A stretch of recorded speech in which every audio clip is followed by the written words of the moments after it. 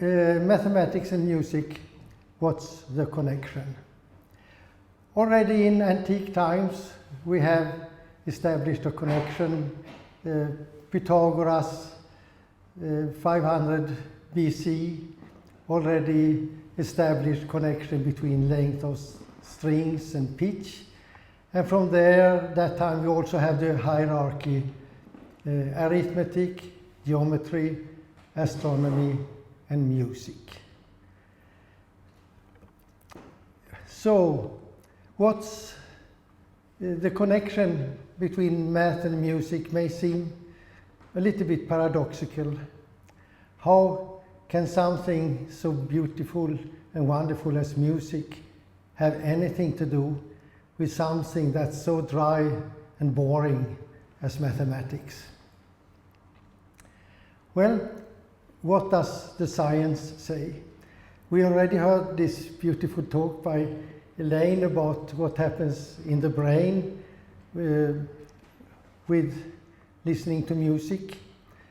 And there are investigations indicating what parts of the brain are active when we do mathematics. There are investigations indicating that musical training helps mathematical skills, especially geometry. And there are investigations which show that the children with developmental dyscalculia, they benefit from musical training. And in all such investigations, it's hard to know what's causal and what's just correlations. But I'm not going to go into those investigations more. There's a lot of them one can read on the net if one wants to know more. But those investigations, they usually are concerned with very basic levels of mathematics, addition, subtraction, and so on, and basic levels of music. And as soon as one goes beyond the basic levels, it's very hard to scientifically establish any connection. I usually take an example from my own family. Me and my younger brother, 1 year older violinist. We were both some kind of musical prodigies. Already in our early teens, we gave concerts, duo concerts in regular concert series. We performed with orchestras in Sweden and so on. But our approaches to music were very different. Hans, my brother, he had temperament, he was good in writing, he was good in acting, he had a strong sense of drama, both in real life and when he performed music. And he had no interest whatsoever in mathematics. I was calm, supposedly. I was poor in writing. I was poor in acting.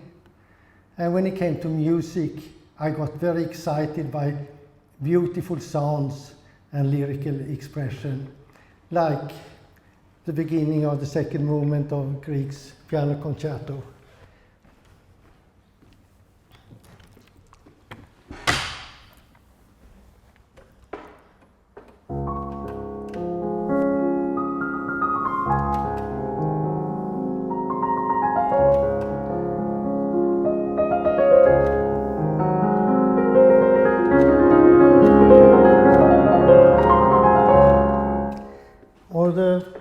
Theme from Beethoven's violin concerto.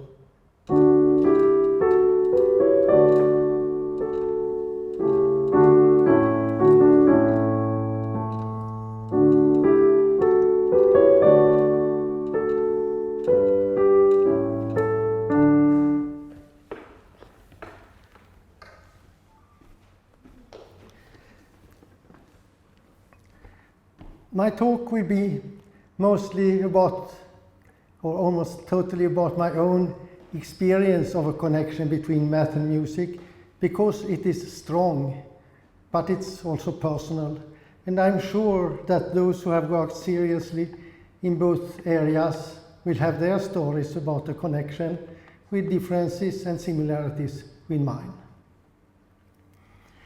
I started on the piano when I was 7, and I got extremely interested and started to play very soon, several hours per day. I read what the big, great composers had done when they were children, and I wanted to be like them. My interest in mathematics started a year later.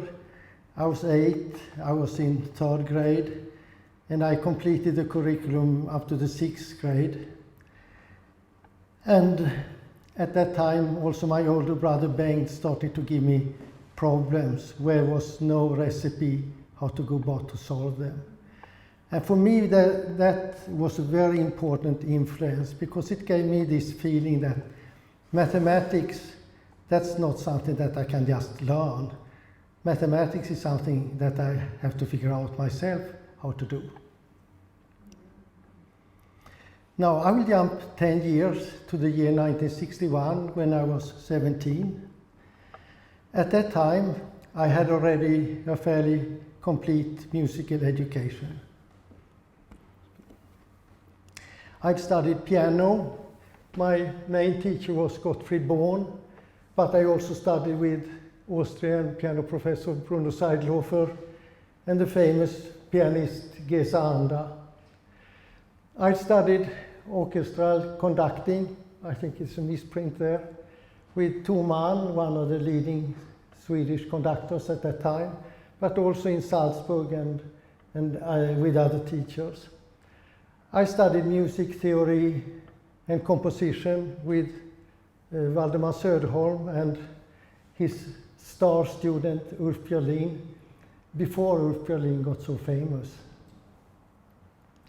In piano, I'd already given many solo recitals, I'd given duo recitals, I'd been the accompanist for a voice studio for 1 year and got a lot of practice to accompany singers.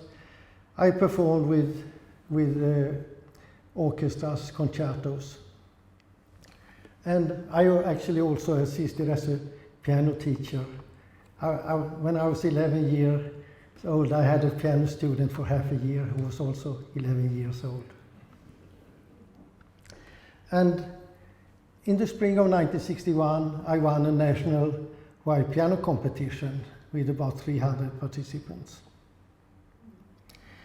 In the fall of that same year, 1969, they started to have national mathematics competitions for last year high school students. And in the first round of that, there were 550 participants. And I won that first round, being the only one who had solved all the problems. I misunderstood one problem in the final round and got in 2nd place, but that was not important. From that time, I felt that the only way I could feel well about the way forward would be to work in both those areas to the best of my ability. And that's what I have done ever since and still doing today. I jumped 2 more years to when I was 19 years old.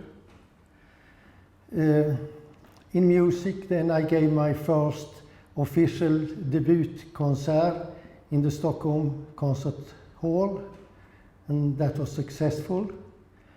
In composition, I composed in avant-garde style, which was the way to compose in Sweden in the 60s.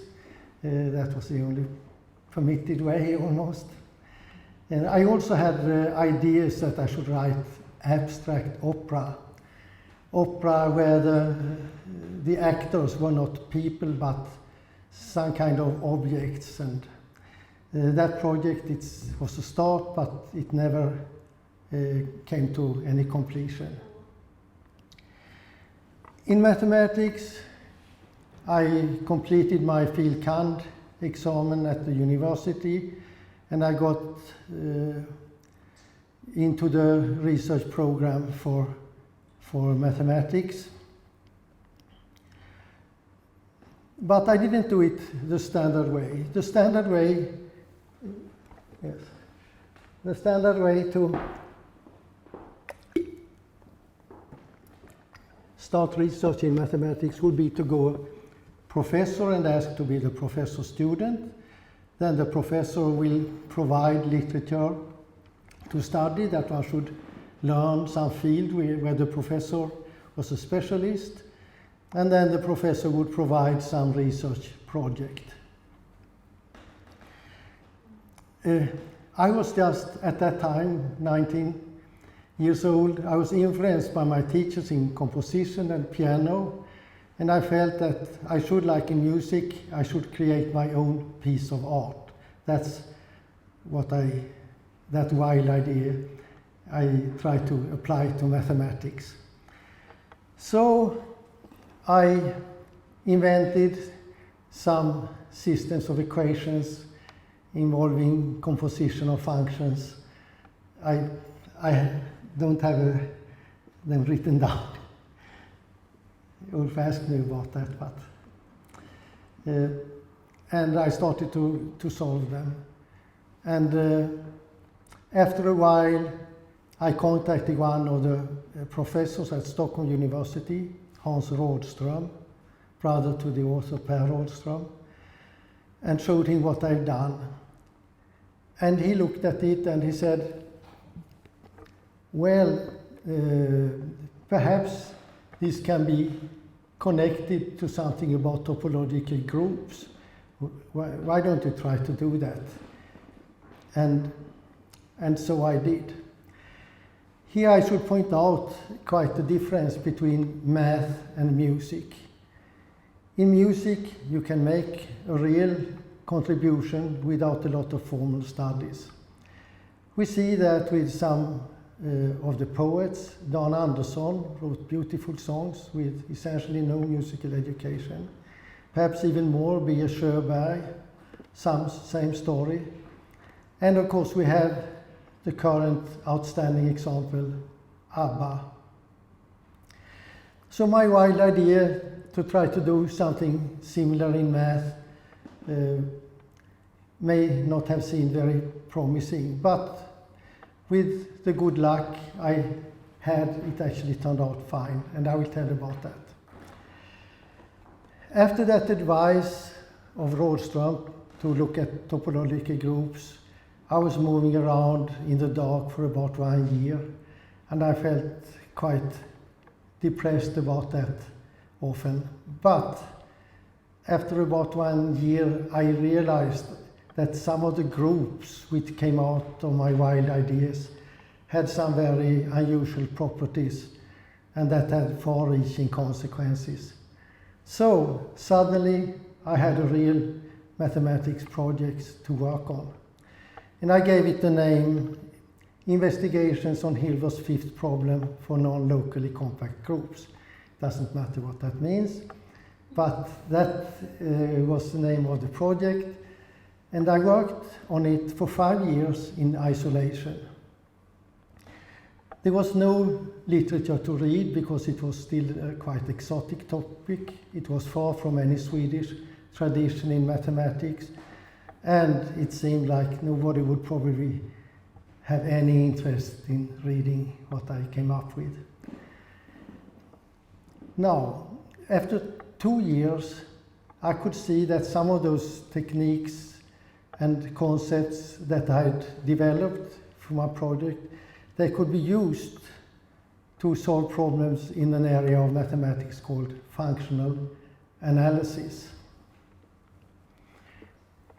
Functional analysis is an area of mathematics which was to a large extent developed in Poland in the 1920s and 30s, and the big leader of this famous mathematics school from Lvov was Stefan Banach.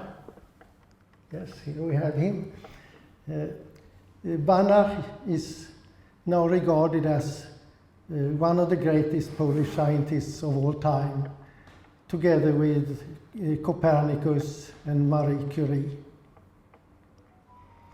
The picture here refers to a documentary about Banach that was made in 2019. And the filming of that documentary was done in the United States, it was done in Poland, and it was done in Sweden. And in Sweden it was done at Enköpings lasarett, and it was done in my home in Östervåla, where I explain some of the applications of functional analysis in today's society. And part of it was made at Tekniska högskolan in Stockholm, where Professor Claes Jonsson here explained how functional analysis is used, for instance, around turbulence around airplane wings. It really in an area that affects all of our society. It can be construction of buildings, construction of cars, construction of airplanes, construction of household machines, construction of medical equipment, and more software type things like artificial intelligence, finances, weather forecasting, etc. This documentary actually has been shown in Polish TV and on festivals all over the world, where it has won a number of awards, including 2 prizes for best documentary. So back to the main line. I continued once I realized that my ideas could sometimes be applied to functional analysis. I devoted part-time to functional analysis and part-time to my original project. My isolation was broken in 1969, 5 years after I started. The leading Polish and Israeli functional analysts, Pelczynski and Lindenstrauss, they visited Stockholm and I met them. And they were very surprised to learn about my existence and about the results that I proved. There's a story I like to tell. After a little while, Pelczynski asked me, you see, there's a problem where Banach spaces, which are uniformly homomorphic to Hilbert space, must be isomorphic to Hilbert space. Have you heard about that problem? So I could answer him, yes, I know about that problem. I've actually solved it. And I could present the solution. So from that time, I had international contacts. I had a start of some international reputation. And from that time, I abandoned my original project with the topological groups and just went into functional analysis. The year after, in 1970, I completed my doctorate and I got docent competence. And in the fall of 70, I was offered a 2-year position at University of California, Berkeley, from 1971 to 73. And the first year at Berkeley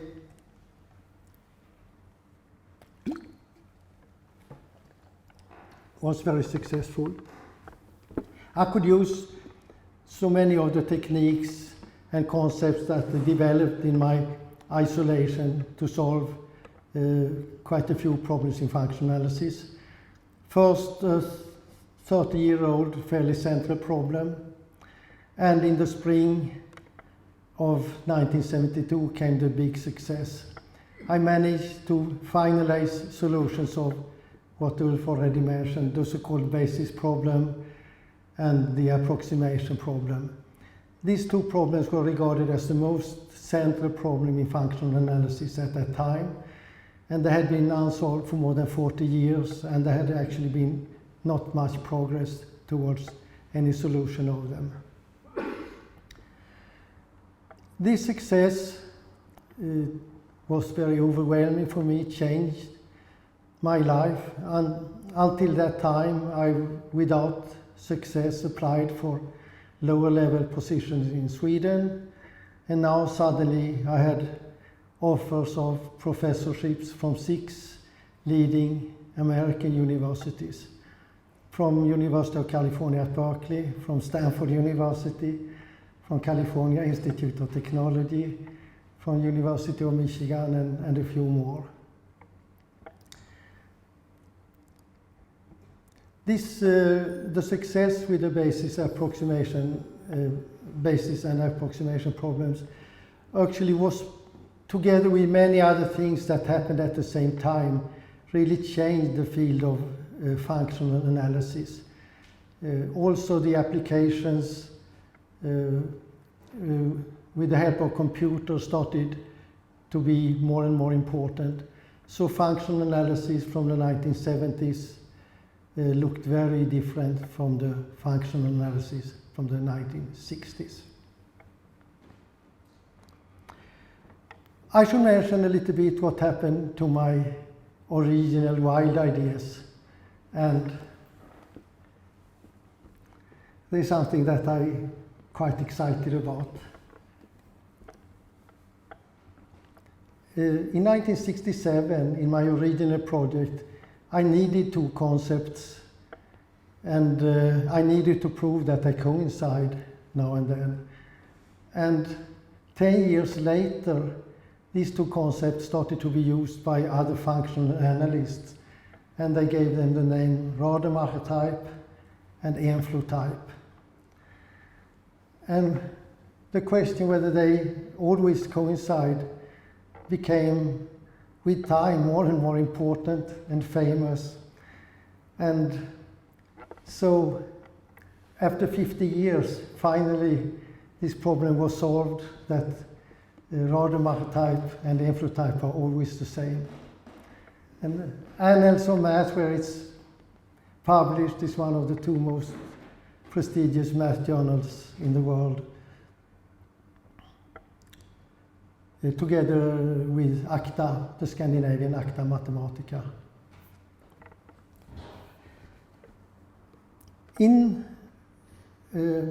I should mention here how music has influenced all this. I've always done much better on problems where there was no recipe for a solution. This reminded me of my childhood with my older brother. And also my musical background there, I think, was very important, because one needs to think out of the box for these type of things.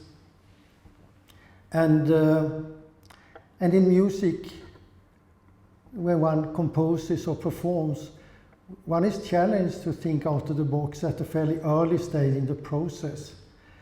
In mathematics, usually one has to study much longer before one can start to think oneself.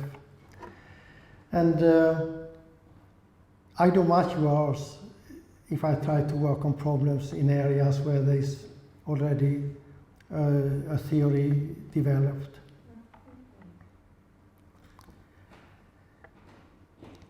This thinking out of the box and the background in music has also been important for me with my interest in interdisciplinary science, which I was interested in, well, to some extent from childhood, but even more after I started at the university.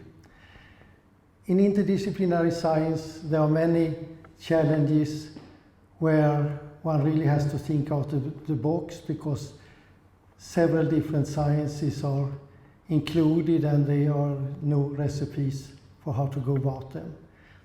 I will mention one which I'm particularly excited about, also because there is a very current development that goes on just today. In the 1980s and 1990s and even later, there was a big question whether the Neanderthals are part of our ancestry or whether they are not, and where it's just that they are just our extinct cousins and a dead branch on the human evolution tree. With the development of DNA in the 1980s and 1990s, everything seemed to point in the direction that the Neanderthals are our extinct cousins. And the final results seemed to come in 1997, when Svante Pääbo and his team at the Max Planck Institute managed to isolate and sequence Neanderthal mitochondrial DNA and show that it's quite different from ours. So one can say that science was settled. But there were some problems with that. For those who looked at anatomy and fossils, they could see that some Neanderthal features in the mouth and in the head also were carried by some of the early modern Europeans with decreasing frequencies as time passed. How could the moderns have gotten these Neanderthal features if they didn't interbreed? There were some attempts to reconcile these things. Since genetic material, when it's passed from one generation to next, if there's no mutations, there's some loss. Not every gene goes further to the next generation. So this is what one calls genetic drift. Perhaps that could be an explanation why the Neanderthal genes had disappeared.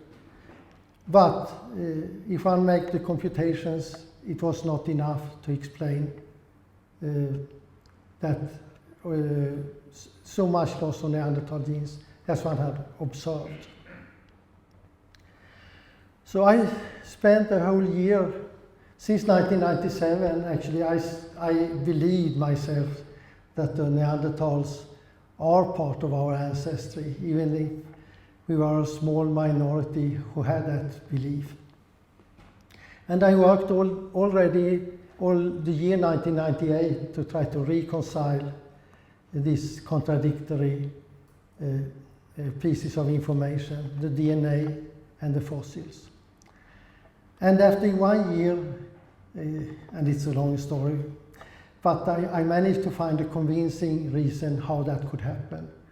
Namely that regions with fluctuating living conditions can cause very fast disappearance of genes. Like a city. A city is a good place to live, people like to move in there, but now and then there are bad events, fires, epidemics, which kill part of the population. And after the bad event, the population is restored because the city is a popular place to live. But it's not just restored by increased reproduction in the city, but also by immigration. This phenomenon causes a very fast disappearance of genes of the original population. It's exponential in time.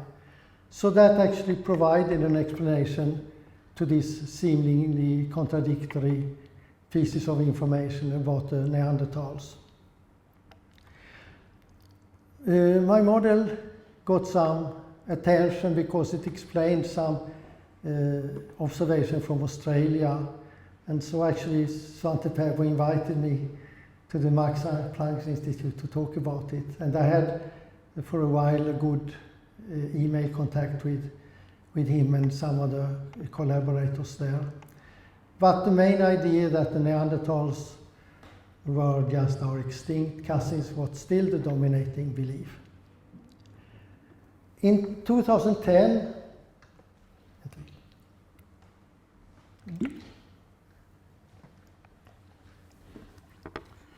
the problem was solved because of better DNA technique. The Neanderthals are part of our ancestry. Most people on Earth have between 1% and 4% Neanderthal genes. And nobody questions that anymore. However, the fact that it's 1% to 4% has also given the dominating view today that there was a small amount of interbreeding between Neanderthals and moderns. And there's again a minority, and I belong to the minority in this case also, who don't believe in this theory that there was a limited small amount of interbreeding. If I use this, my model, which I worked out in the last years, there are actually 7 observed phenomena that get a very easy and unified explanation with my model. So let me go through them quickly. The genetic variation in today's human population is surprisingly small, given the size. Even the chimpanzees in Africa, we see more of genetic variation. Okay, also there was a small genetic variation in the late Western Neanderthals. Let's skip that. And all the mitochondrial DNA in today's human population seems to have African origin. All the Y chromosomes today seems to have African origin. A big part of the European gene pool is from Neolithic times. It's not more than 10,000 years old. Today's East Asians have more Neanderthal genes than the Europeans today. And finally, one can find a couple of % Neanderthal genes in today's moderns, but it's very hard to find any modern genes in the Neanderthal population. Okay, so all these 7 things, they just follow as consequences of my model, and I believe that the explanations that have been tried for this is a variety of ones are not totally correct.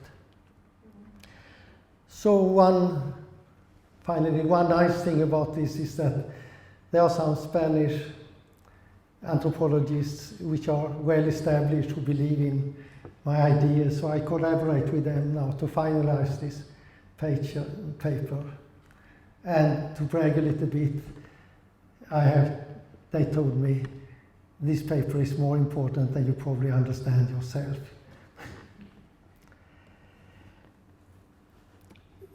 I now talked about my story about how music has influenced my scientific work.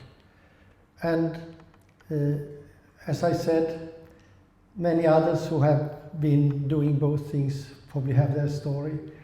And of course we have a famous name that we have seen today several times. Einstein, in an interview, he claimed that music was very important for his scientific ideas. And the interview with him says it even stronger. And also, it has been pointed out that the interview with him where he made this claim had not always been taken so seriously as it ought to have been. So this ends the part about influence on music, on my science. I will spend the last minutes of my talk about the other direction. And first, as Ulf pointed out, I all my life continued to give concerts and try to improve my performances. Some current collaborations are with Bulgarian-born violinist Risto Popov and leading Bulgarian conductor Svilmen Simeonov. And that has led to tours and concerts in the United States, in Bulgaria and Serbia. I should mention the collaboration with Risto Popov. We decided that we should make a concert in Carnegie Hall. How does one get to Carnegie Hall? This is this funny story about a tourist asking that question on the street, and the tourist gets the answer, practice, practice, practice. So to get into Carnegie Hall, one needs to convince some of the agents that one is good enough, and we managed to do that. And so we could rent one of the recital halls there for a concert, which we gave in 2013. And it was successful. It was reviewed in New York Concert Review, and the review is by far the most insightful review I ever gotten for any concerts I ever given. And what's nice, it's also one of the most positive. Now, the influence of math on my music, I think it's there, but it's much harder to pinpoint that than the other way around. Some of the technical things associated with making music have been easy for me, like sight reading music, or transposing music, or sight reading and transposing at the same time, which of course one often has to do when accompanying singers, and which I also had to do when I first did the Schubert-Traut quintet because the piano was too low. And memorizing music also. But when one performs or composing music, one wants to communicate something human to the audience. And usually there's not much mathematics in that. There are the influences that I've had for that. It's certainly my piano teacher, Gottfried Born. He told me in Beethoven sonatas, here you must make the piano cry.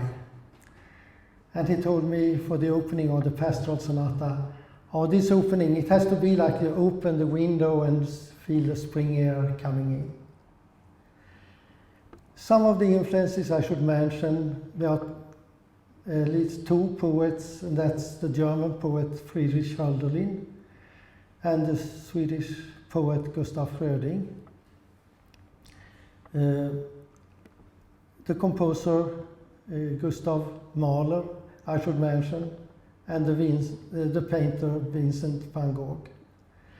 What these four, and even others, have in common is what I feel that they have an ability to speak directly out of their hearts to an audience.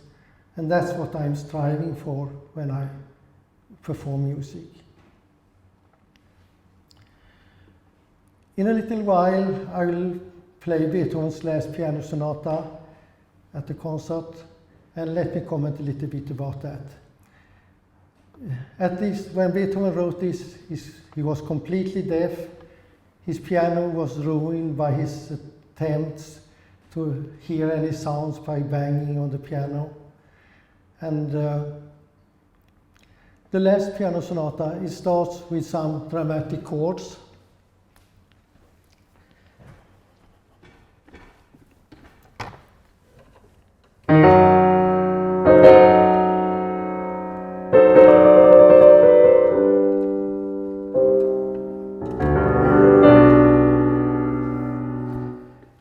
One can compare this to the Fifth Symphony, which starts also some dramatic motifs, but there's a major difference. In Beethoven's Fifth Symphony, Beethoven's mind is turned towards life on earth with its struggles and joys. In Beethoven's last piano sonata, I feel that Beethoven's mind is turned towards heaven. The first movement of the last piano sonata is then very dramatic and energetic, but it doesn't have the sensuality of Beethoven's earlier work. After a final dramatic outbreak, the first movement ends very quietly, and it leads over to the second and last movement, which has the title Arietta. It's an aria which is a theme, and that has variations. And the theme starts in major key, like a song from heaven.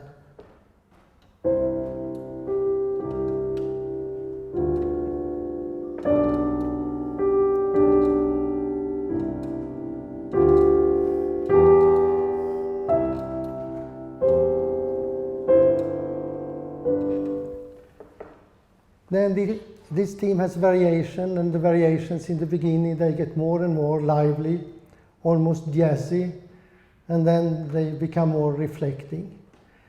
Towards the end of the movement, the theme comes back with the left hand that's really worried, and the intensity increases and increases, and it culminates in what I feel is an outbreak of religious ecstasy. After that, everything becomes quiet, and the first part of the arietta theme comes back high up.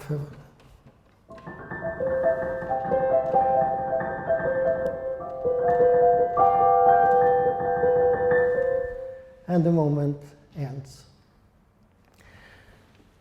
How should one practice this? Of course, the technical difficulties have to be mastered. They are not enormously difficult, but it requires quite a bit of practice. But most of the thing is to try to communicate what I've just said to an audience. And I'll just tell how I practice the arietta theme. I sit in a chair, I close my eyes, and I'm imagining that I'm hearing a choir of angels singing. And then I go to the piano and I try to imitate what I've just heard. And it's challenging because the piano tone dies down right after you hit it, and to get a beautiful melodic line is not easy. So with this I'll just end my talk and say a couple of words what I feel is a similarity between working on math and working on music for me. In both cases you have a limited amount of material to work with, abstract material. And working with this material you have a goal, and to try to reach this goal you have to stretch your creative abilities to their limits. And you have to work with this material not once or twice, but over and over again, often for days, weeks, months, and often also years. And that's all I had to say. Thank you.